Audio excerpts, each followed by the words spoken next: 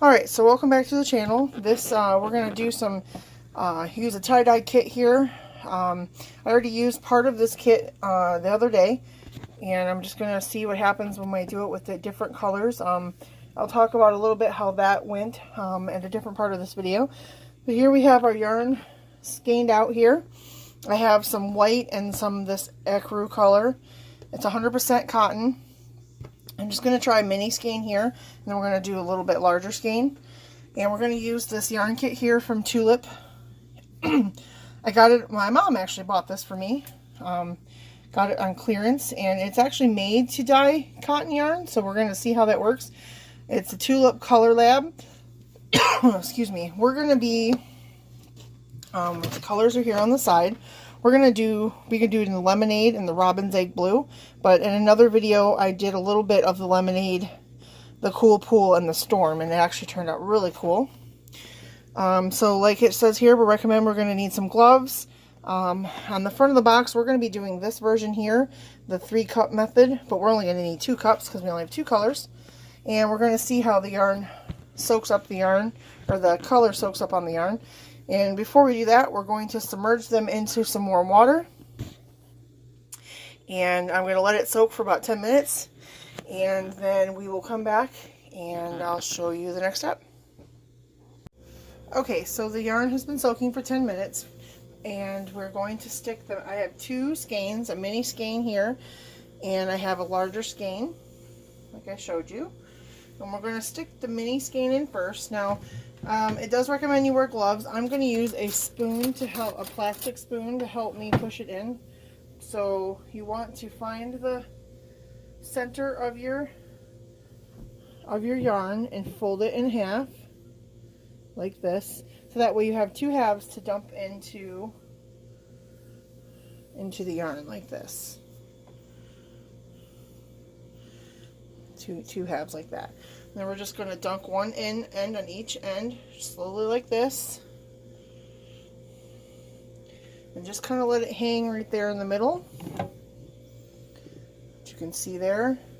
And if you want to, you can kind of push this back, because I am going to put a second skein in there. Now you would probably just put the first skein, but you can already see that it's leaching up the sides of the yarn. So let's put our second one in there.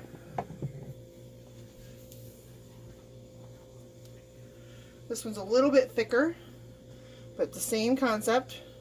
We're just going to dunk that in there. Now this one may take a little bit of pushing down because we have more of the yarn to soak up. And I have a paper towel down here that I'm going to use to kind of wipe my spoon off so I can go to the next side. And just dunk this in here. Like so. Dunking it in. So now we're going to let these 2 skeins of yarn, you can see the other one over here, and we're going to let those sit. Let's see, I don't quite remember how long. Let me look and see really quick. It says let this set for, well, it doesn't actually say how long to let those set for, so we'll go ahead and let them set for a little while just to see how long, maybe like an hour or so, just to see how long or how it leaches together. And then it does say afterwards that we will wrap it up for 4 to 6 hours, so we will let this process happen, and then I'll come back when it is ready. But as you can see, it's already leaching up. The yellow's taking quite nicely. So we'll come back when it's time and see what we got. Okay, so I was able to find the instructions for this, and it did say to let it sit for 15 to 20 minutes, so that is what we have done. So now what I'm going to do is get some plastic wrap. And I'm going to lay this out on plastic wrap, and we're going to let it sit.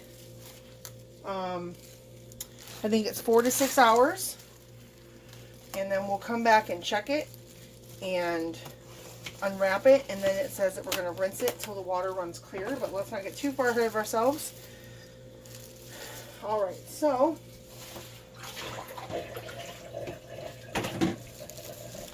I'm going to very carefully, as best I can, pull this out. Now I do have my gloves on for this because I don't want to get dye on my hands. As I pull the one skein out, I want to try and drain off as much of this yellow as possible without getting it on the blue.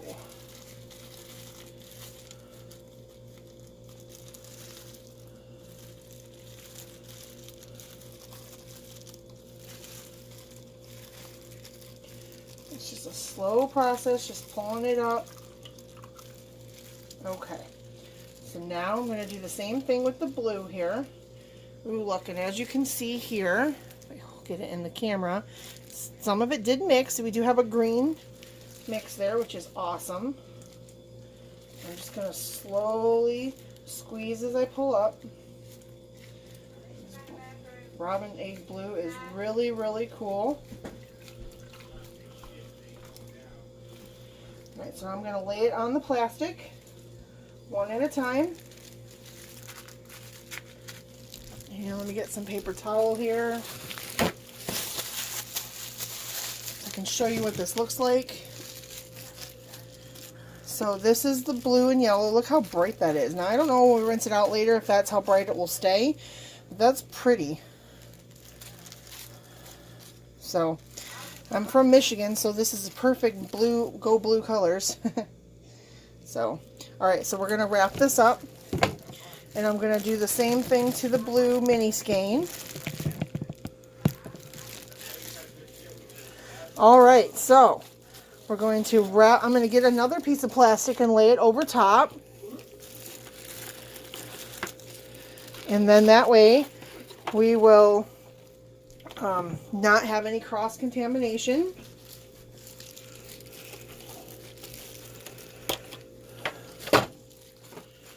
So what I want to do is press it down like through the middle here so that it doesn't cross contaminate. And then I'm going to fold it on itself. And we're going to wrap this up kind of like a burrito.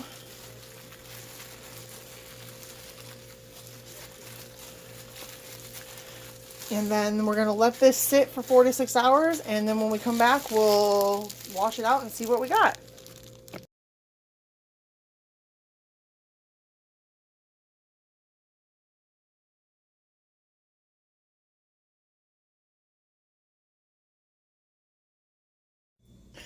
Alright, so we're going to go ahead and rinse out the yarn. Remember, we have our mini skein, and I have a bigger skein here. Now the trick to this, and I'm going to start with the smaller one first. The trick to this is going to be keeping the colors separated so that you don't have the blue run into the yellow and then you lose your yellow, which on an example I'll show you in a little bit that happened. The color is still cool, but I really was sad because I really wanted that yellow to show. So what I'm going to do is try to keep the yellow covered as I rinse the blue. And then, I've never tried doing that before, but we're going to try it now. I'm just very carefully trying to open this up. And if you have any questions, you know, please comment down below. Let me know. If you have a technique you'd like me to try, or you have any questions or concerns, please let me know. I'd love to hear from you. Or just let me know what you're doing, or what kind of techniques you've used in the past. I'm kind of new to all this, so I'm just testing things out and seeing what I like and what I don't like. So there's the blue. And I'm going to turn this on. And we're just going to rinse this, and we just want to rinse it until the water turns like basically clear.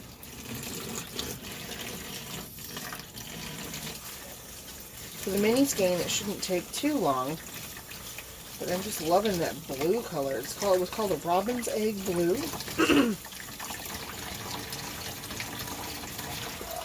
We're just going to dump as we go. The bigger skein might take a little longer to do this. And that's already getting sort of clear, so we're going to add a little bit of dish soap just to help it make sure there's no color sticking around.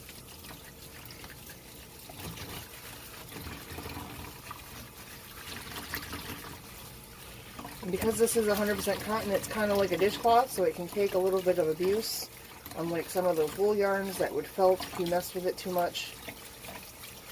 Basically like washing a dishcloth before it's made. so it can take some of the abuse for the soap. But as you can see on the mini skein, it's not taking very long for this blue to run clear.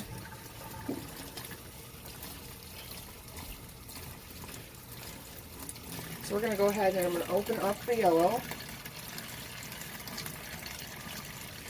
And we're going to flip sides. And I'm going to keep the yellow away from the water. I mean the blue, sorry. And we're going to do the blue here. Just kind of holding it with my other hand. It is a little difficult. And I have to expect that the other skein will be a little bit harder to keep away from it, but like I said, I had a tri-colored one that I did. It looked really cool, but I didn't separate as I washed, and the color kind of bled into the yellow. And because yellow is one of those colors that can be overtaken by other colors, it looks really cool, but I was really sad that I didn't have this yellow. This yellow is very awesome. I love how it blended in the middle, gave you a little bit of a green. And this was sitting overnight in that plastic to help it saturate more to the yarn, so when you wash it away, you don't get as much leakage and gone. So again, just like the other, we're going to add a little bit of dish soap, just like the other end. Swish that around a little bit, just make sure all the color comes out.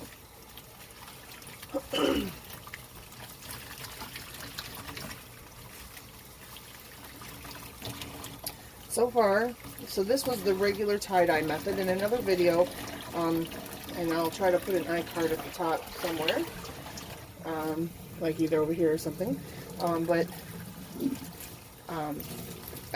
took my leftover dye and we made a color concoction and we used a boiling method.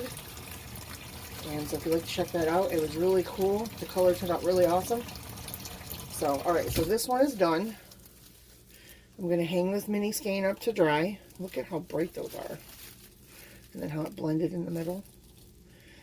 So, alright, so I'm going to go ahead and hang this up to dry. I'm going to rinse out the big one, and then we will come back and see what we got.